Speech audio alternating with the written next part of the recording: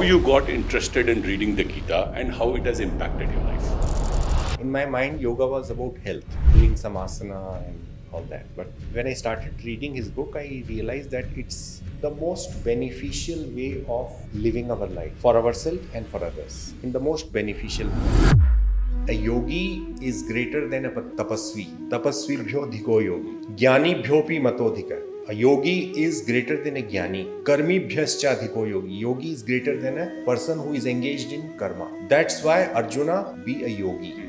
How yoga helps us in our day-to-day health and how breathing is an important. So if I have to calm my mind down, if I have to balance my feelings, the easiest way to handle that is by focusing on my breath.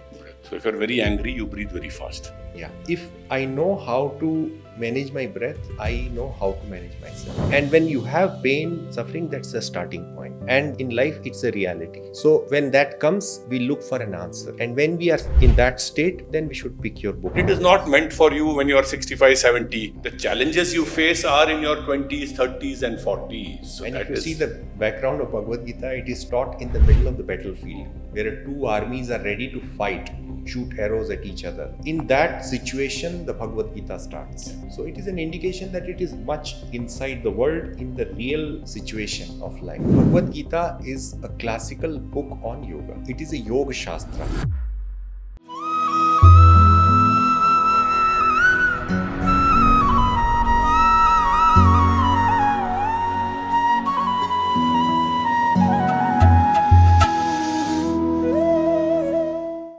Hello, namaskar, pranam. Welcome to this edition of Back to Basics. Our guest for today is Devanand Ji. We've had a long association for more than 15 years. He is a follower of Swami Shivananda, is certified yoga trainer from the Bihar School of Yoga. Welcome to the show, Devanand Ji. Thank you. A quick introduction on Back to Basics. The name is self-explanatory. We interact with people from all walks of life, passionate people, hardworking people, committed to a cause, and we explore with them how they have navigated the challenges in life. We all face ups and downs. Some people manage to overcome these in a much more sensible and easy manner. So our objective through Back to Basics is to meet such people and to learn from them. Sometime back when we had met, you had told me that when you were a teenager, when you were 15, 16, there was an intense urge to read the Gita. Now this is a rare exception because amongst the friends, families that I have interacted with, not even 1%, maybe 0.01% people have read the Gita. You have not just read the Gita, you also practice it in your day-to-day life. So tell us a little bit about how you got interested in reading the Gita and how it has impacted your life. Thank you, Anand Ji. Hari Om to the audience. I'm really happy to be here to share my experience. Actually, my journey into the spiritual life started long back, since childhood, I would say, because my uncle was a devotee of Swami Satyananda, and as I was growing up in the home environment, I used to see satsang happening in my house and a lot of people chanting, reading. So घर का माहौल ही ऐसा था. So in that, I remember that there was a magazine from Bihar School of Yoga called Yog Vidya in Hindi. Yog Vidya. In Hindi. So I used to just flip through it in my childhood, and in that there used to be a shloka from Bhagavad Gita. In every magazine there used to be a shloka, and that shloka was tapasvi bhyo dhiko yogi jnani bhyopi matodhika karmi bhyascha dhiko yogi tasmad yogi bhavarjuna. So then what happened is I started reading a book of Swami Shivananda. And when I started reading the book of Swami Shivananda, I developed interest in yoga because his explanation about yoga was very different from any other people's explanation about yoga. In my mind, yoga was about health, doing some asana and all that. But when I started reading his book, I realized that it's the most beneficial way of living our life for ourselves and for others in the most beneficial manner. And it covered every aspect of life.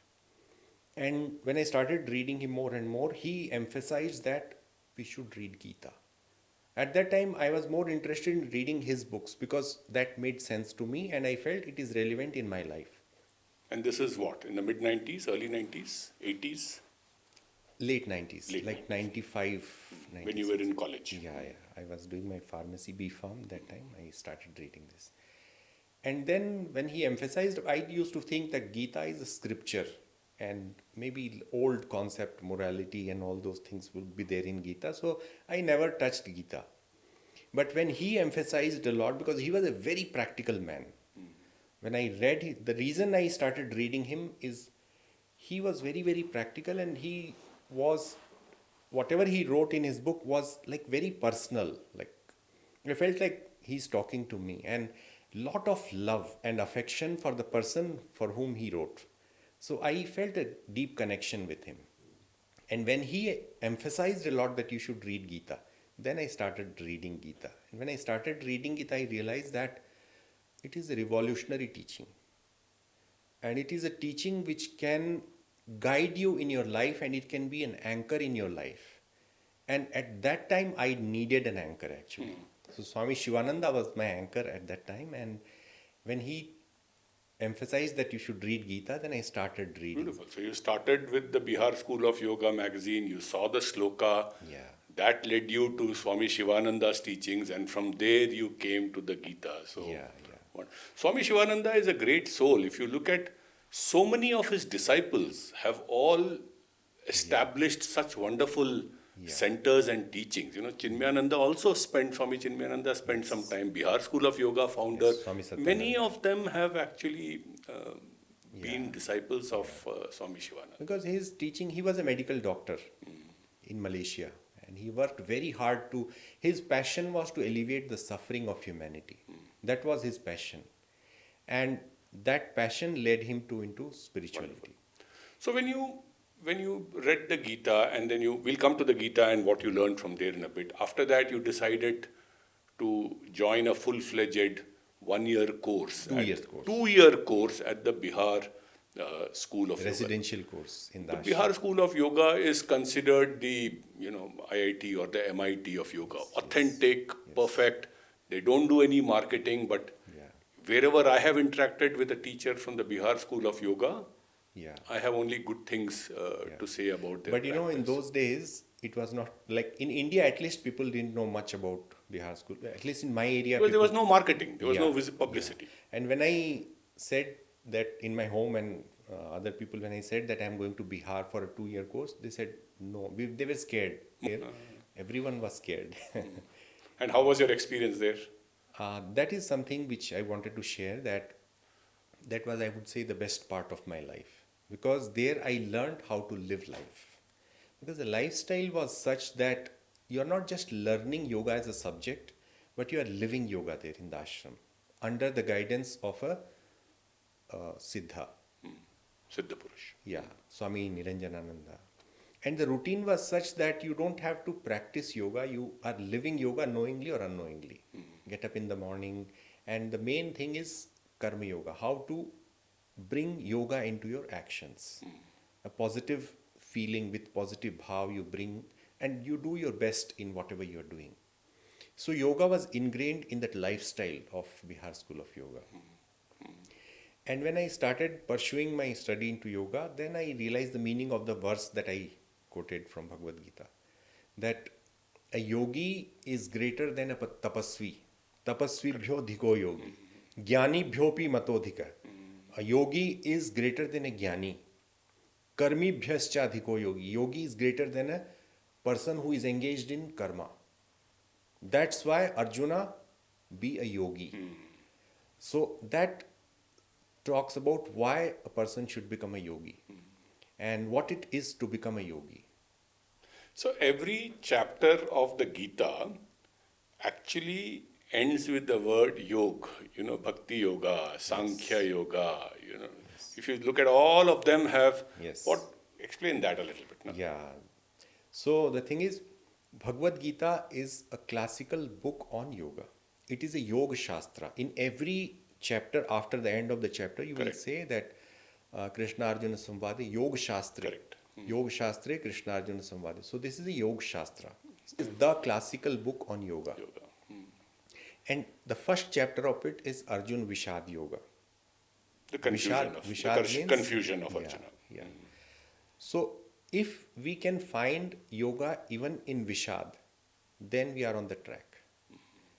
And if we develop that attitude that every suffering, every pain, every difficulty is an opportunity to grow, to develop higher awareness, then we are on the path of yoga. And that's why every chapter, it's basically a way of life, how we lead our life, what are the different aspects of our life. And in that, the best definition of yoga so far that I have come across is the definition given by our Guru Swami Shivananda. He says, yoga is the integration of head, heart and hands. Head, heart and Hands. hands. Yeah. So when you learned, when you are a young 21-year-old after graduation, you've gone for a 2-year session to learn yoga. Nowadays we see 2-week, 30-day sessions where you can become a certified yoga teacher. You come out after a commitment of 2 years from the Bihar School of Yoga. Are you a yogi? Are you a yoga teacher? You have life ahead of you. You have to sustain yourself. All that you learnt over there when you come out of the gates of Munger's Bihar School of Yoga, how did you pick up the threads of life? I would say I'm neither a yoga teacher nor I'm trying to be a yoga sadhak. A person who is trying to incorporate the learnings of yoga in my daily life. And the challenges that I face are less from the external world but more from the internal. And as I incorporate the learnings of yoga which I have received from my gurus, I feel that I am able to go through the difficulties, the struggles, the problems, all that in a much easier way. Because you are not a monk, you are a family man. Yes. You have Yes. you have a child, you have family, you have rents to pay, you have bills to pay. So Lord Krishna says that it is very difficult for a person who is a family householder to follow the path of Gita and follow it's even more difficult because you have to balance both sides. But the thing is, yoga is meant for a householder. It is not for a hermit or a sage who is living in the And Himalayas. it is not meant for you when you are 65, 70. The challenges you face are in your 20s, 30s and 40s. So and if you see the background of Bhagavad Gita, it is taught in the middle of the battlefield where two armies are ready to fight, shoot arrows at each other. In that situation, the Bhagavad Gita starts. So it is an indication that it is much inside the world, in the real situation of life. This is profound. I started reading it 4 or 5 years back and I tried to summarize it in the form of a book. But you can spend a lifetime trying to understand the Bhagavad Gita. In the limited time that we have today, can you talk about 1 or 2 aspects which every individual can practice in their day-to-day life? So move from theory into simple steps that we can do as individuals, whether you are a student, whether you are a professional, whether you are a housewife, across all facets. Give us some perspectives of how we can take the teachings of Gita and yoga in our day-to-day life. Yeah. Before that, I would just say that why we are not able to do it. The challenges. The challenges. Like why we are not able to read Gita, why we are not inclined to read Gita. Since I feel that I'm too busy in my life, working, doing my things, and no inclination to even pick up the book. So what is the motivation for me to read the Gita? There is a beautiful verse in Bhagavad Gita which says, Uddhared atmanatmanam, na atmanam avsadayet, atmeva atmano bandhu, atmeva ripuratmana, which means by your own self-effort, lift yourself up. Don't let yourself sink down, because you are your friend, the self is the friend of yourself, and you are your own enemy. So this is a scripture which can help us to develop a direction in life. And I think in today's world, there are so many distractions. The distractions have multiplied many thousands times, I would say. If you compare to 25 or 30 years back Yeah. also, Yeah. thousands of multiplied by distraction Whatever. is increased. Now, in so many distractions, how do I lead my life in a meaningful way? Very difficult, very, very difficult, unless we have a strong anchor and grounding. And Bhagavad Gita can be that. Our Guru, Swami Niranjananand Ji, has been emphasizing a lot about yogic lifestyle, a healthy lifestyle. And if we can make a little bit of effort in that direction, that can be a great thing. Because our life is not lived in isolation of the rest of the world. We are part of this universe. We are part of the sun and moon rhythm. They affect us, they influence us. So if we don't live our life in rhythm with the rhythm of sun and moon, if we don't live our life in a particular way, then it will affect us. Then you're out of the rhythm. Yeah, it will affect us. You've seen yoga from the best yoga school. You've incorporated it over 2 years. You've read the Gita. What are one or two things, especially youngsters, because they go through a lot of challenges. And if I tell a 25-year-old read the Gita, it's going to be very difficult. Although we have tried to summarize it in a very simple manner in this book called Oh Man, Read the Gita, which is a summary of the book.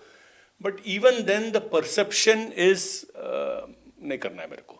So, इनका जो सारांश है, इसका जो essence है, I remember 2 years back at the Rang Pravesha of one of our friends' daughters, you had talked beautifully about the power of doing what you do very well, and I was really impressed. Can you share some of those insights? Sure. So there is a shloka in Bhagavad Gita which says, Yoga karmasu kaushalam. Yoga is skill and proficiency in action.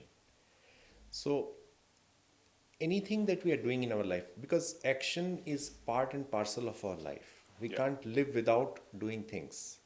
So if we can incorporate yoga into that aspect, where anything that I do, if I can do it to the best of my ability, and always asking a question, how can I do it a little better? What can I do to make it a little more better? And that can bring a lot of interest and enthusiasm in doing things also. In everything you do. In everything that I do. It's not just related with our professional actions, but if I'm driving a car, how can I drive in a better way? That's concentration. Yeah. So bringing awareness into the present moment. So what you're talking of in today's world, they also say be a specialist and don't be a generalist. Everywhere it is about going and being very good at what you do. In a way, that is the essence of what you're trying to say. If you can't be a software engineer, you have to be in a specific area in artificial intelligence or in machine language, you have to be a thorough specialist. Somewhere it kind of connects with what you do. Like, even if I'm eating my food, while I'm eating my food, my 5 senses are engaged or not. Am I looking at a screen? Am I listening to something which is distracting me? Or I'm touching my food, feeling the sense of touch, smell, taste of the food? Because the senses, they participate in the digestion. They are very important for helping us in digestion.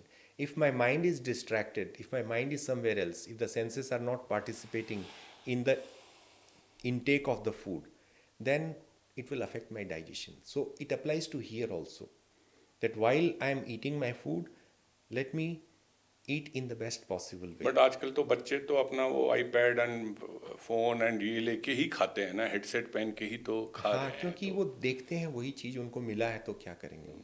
तो parents also have to develop that habit कि जब खाना खा रहे हैं तब सब परिवार में बैठ करके शांति से खाना खाएं, कुछ मंत्र चांट करें. So some of the basic things that we had in the past, saying family always used to eat food together. There was a certain time. Yes. Unfortunately, things are kind of, even when it comes down to food, Yes.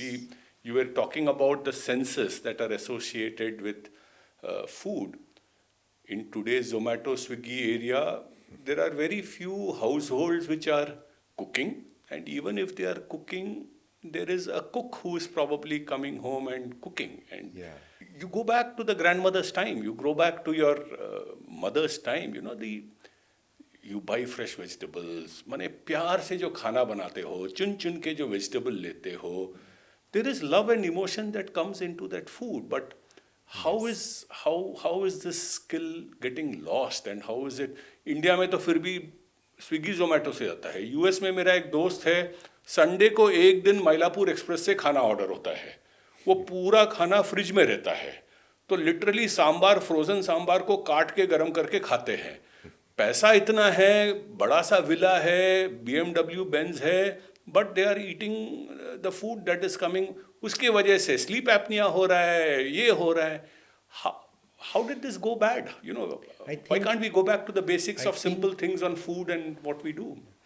ये जो concept है ना कि ये काम productive है, ये productive नहीं है, इसको कोई और भी कर सकता है.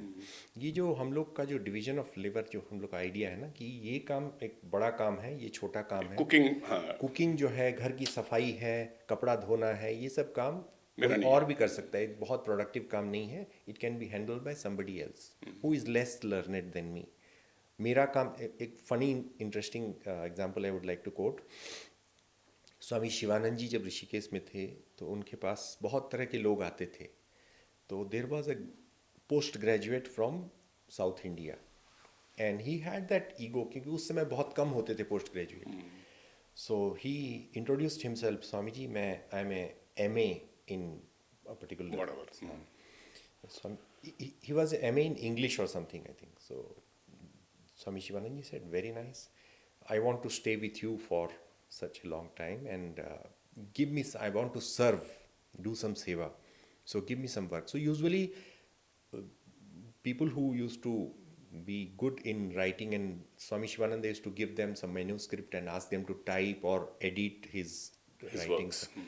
So he thought maybe I'll get such work. And Swami Shivananda said, we need someone to help in the kitchen to chop vegetables. So can you please go and help there? Because that is what is needed. And in ashram, work is based on the need also. Correct. So this person reluctantly went because Guru asked him to do so. But he did it for a few days. But every time he'll come to meet Swami Shivananda, he'll remind him that, Swamiji, I have done MA. My core competency is something else. I have done MA. I am MA. And after 2-3 days, Swami Shivananda just called him, Oji, you know the meaning of MA? He said, Master of Arts. He said, no. MA means Master of Avidya. Because the moment you got that degree MA, you identified with it so much that you forgot yourself as a human being. You feel, I am Master of Arts. I am not a human being. This is exactly what comes out in that Ishavasya Upanishad also. Someone who doesn't know anything is a fool. Yeah. But somebody who knows anything and who adores his knowledge, Yeah. he is a bigger fool.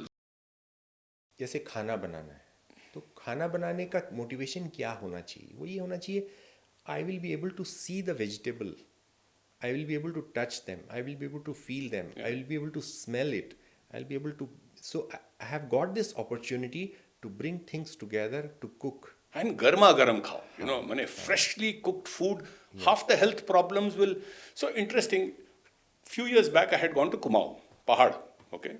दिसंबर का ठंड था, तो सुबह मैं चाय पीने सुबह उठ गया 5-6 बजे. There was an elderly couple, उनका चाय का दुकान चल रहा था, तो I went down to have a cup of tea. तो one thing led to the other, and he said, आप यहाँ आस पास ना दवाई की दुकान आपको नहीं दिखाई देगा, कोई लूला लंगड़ा दिखाई नहीं देगा आपको.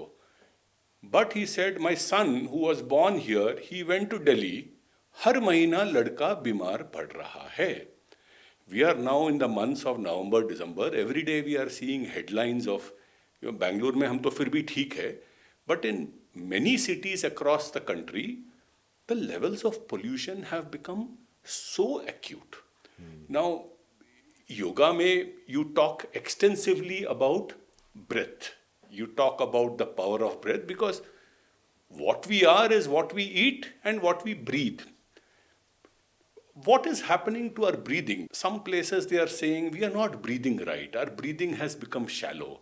And this in turn is affecting our health. So give us a little bit of light about how yoga helps us in our day-to-day health and how breathing is an important aspect of it. आप मेरे को याद है आपने जब आसन भी सिखाया था आपने बोला था कंपटीशन नहीं है डोंट डू इट कि मेरे को I want to be the fastest in हर आसन में hold do 7 breaths let the effect go deep into the gland let the endocrinal secretions happen so breath is very powerful तो yoga and health पे थोड़ा give us अ perspective आसन करने का एक तरीका होता है कोई as I mention like everything has a way of doing it and it should not be done like an exercise and basically there are various aspects of yoga, like for example hatha yoga, which is mainly on balancing our energies, which can help us in being healthy.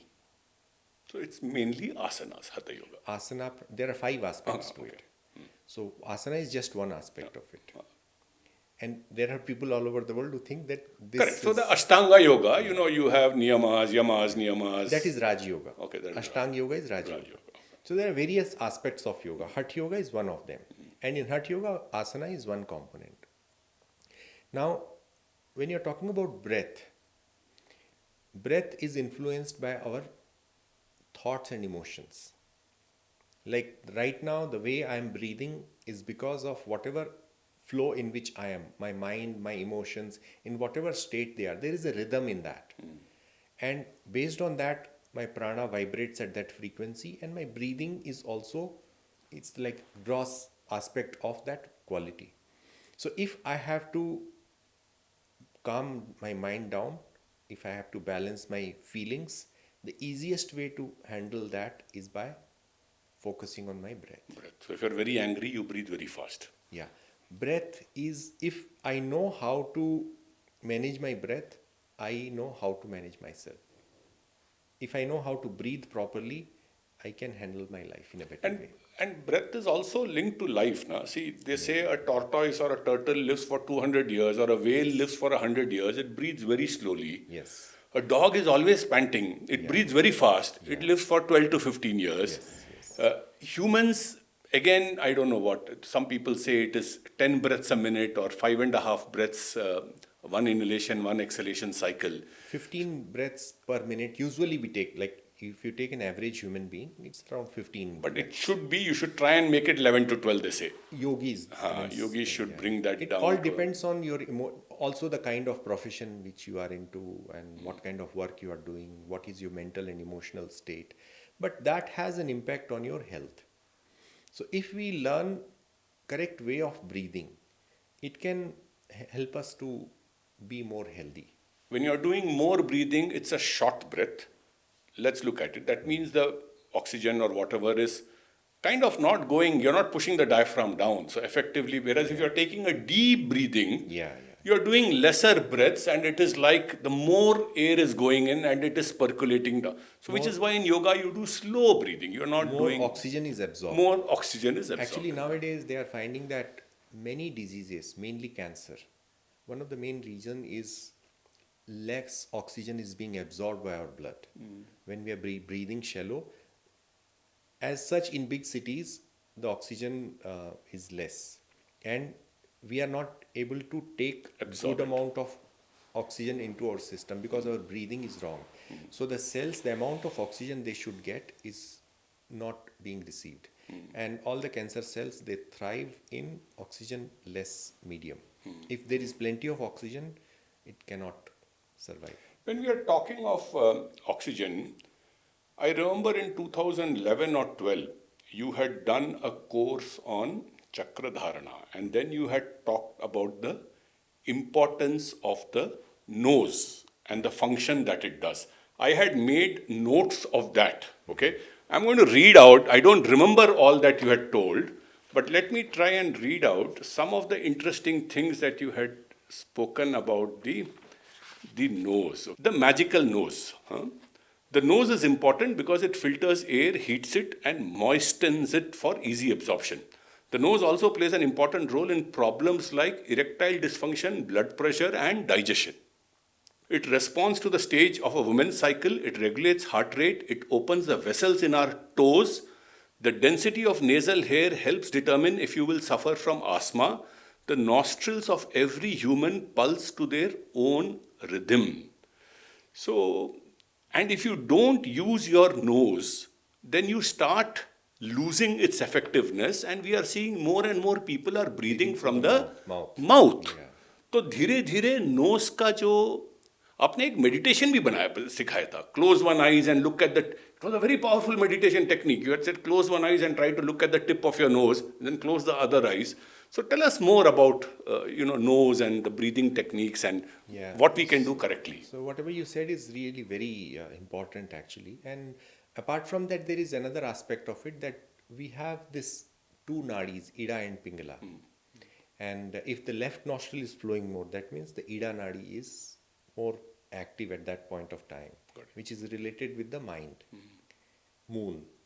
And if the right one is flowing, it is the sun, Pingala.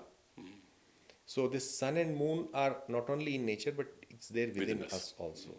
And it's like a rhythm. It's called swara.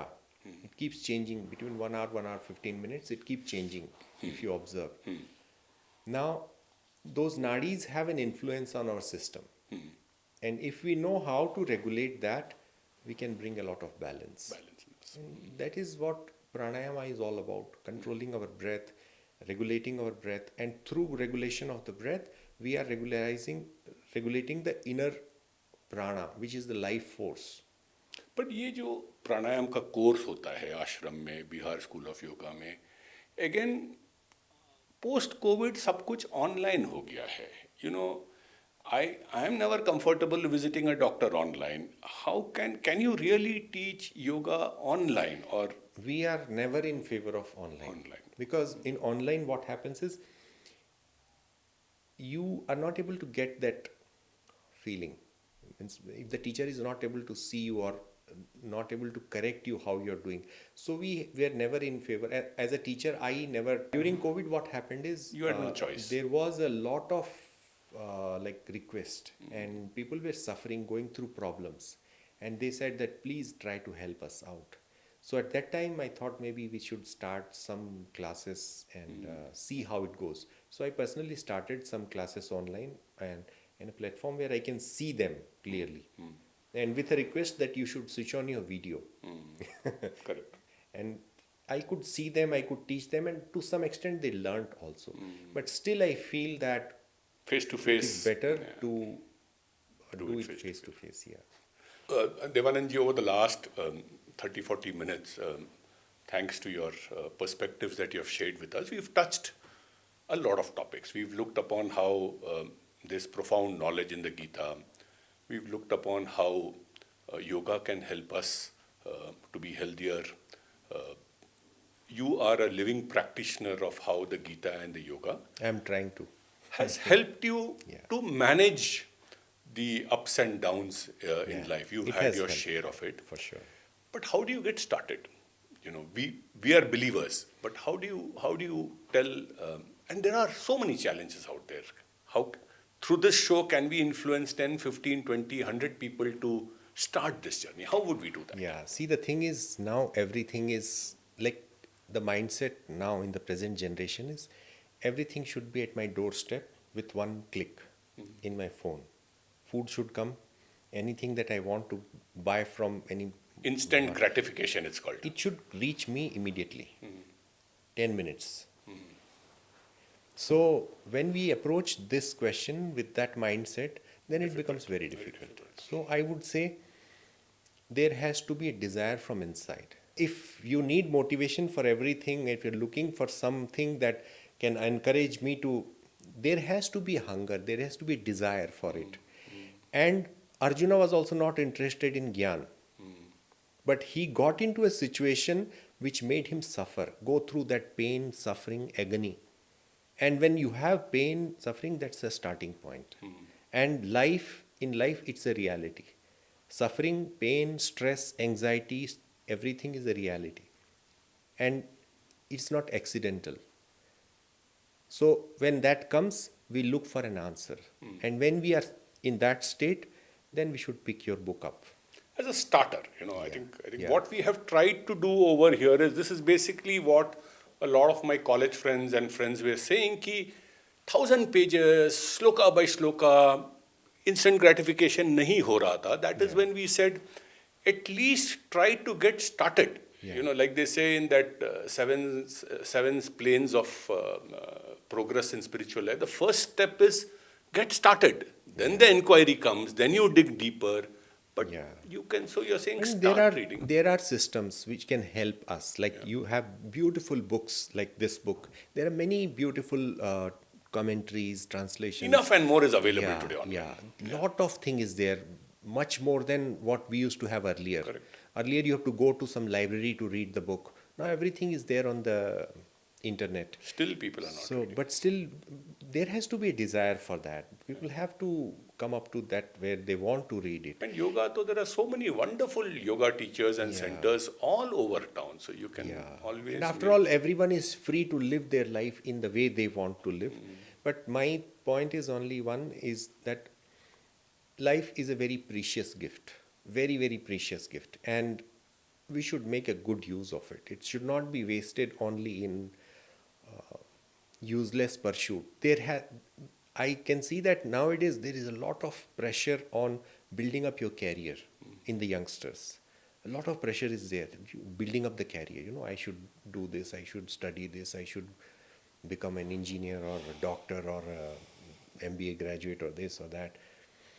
And when we get into that pursuit, everything is compromised. Even the parents, they train their children only for that professional life. But how to live life, how to manage stress, how to do relaxation. In yoga, we give a lot of emphasis on relaxation. We should learn techniques of relaxation. Very, very important. I really feel that the younger generation, they should learn how to live life. And that is what learning of yoga is. That is what learning of Bhagavad Gita is all about. Over thousands of years, people have seen value and merit out of it. We have in front of us Devanand Ji, who has experienced the taste of this nectar. So this is our request, that the book called Celestine Prophecy says, when there is a knock on the door, open it. So maybe if you're watching this program, this is a knock on the door for you to get started.